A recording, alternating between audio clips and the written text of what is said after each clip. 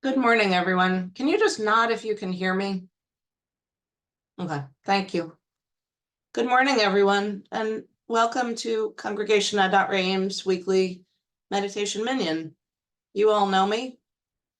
For anybody watching on YouTube, I am Daphne Steinberg. I'm an Adat Reim congregant. Tomorrow at sunset, the holiday of Tu B'Shvat begins. This one-day celebration denotes the start of a new year for trees in the Holy Land. Israel's earliest blooming trees, the almonds, which I happen to love, begin at this time to emerge from their deep winter sleep.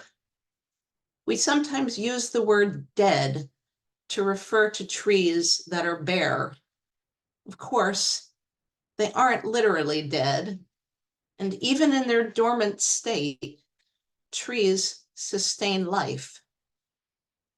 When our meditation session ended last week, I sit in my home office and I looked out at the magnolia tree that's just outside the window.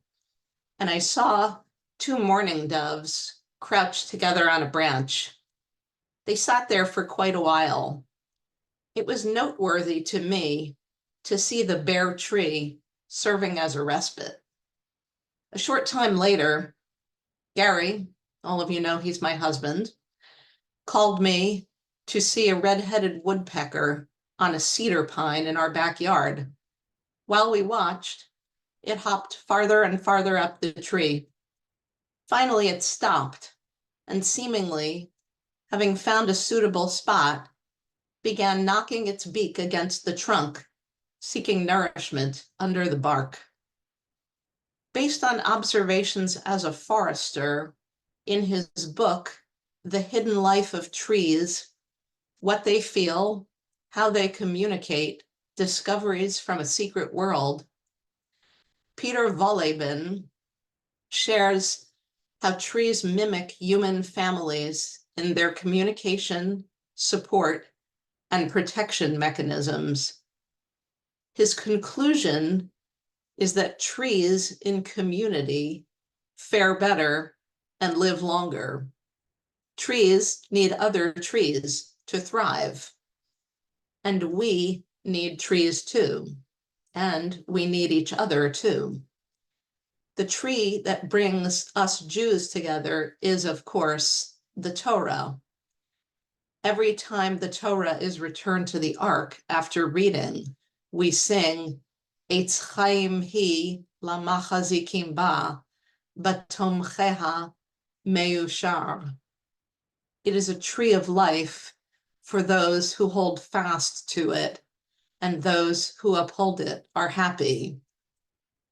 Trees, which provide vital oxygen, literally enable us all to live. I did a little bit of looking online, and I learned that trees provide about 35% of the oxygen that we breathe. So technically, we could live without them, but who wants to do that? It would certainly not be as beautiful a world. And I have to say, Dan, I'm looking at your background and feeling very zen as I look at it.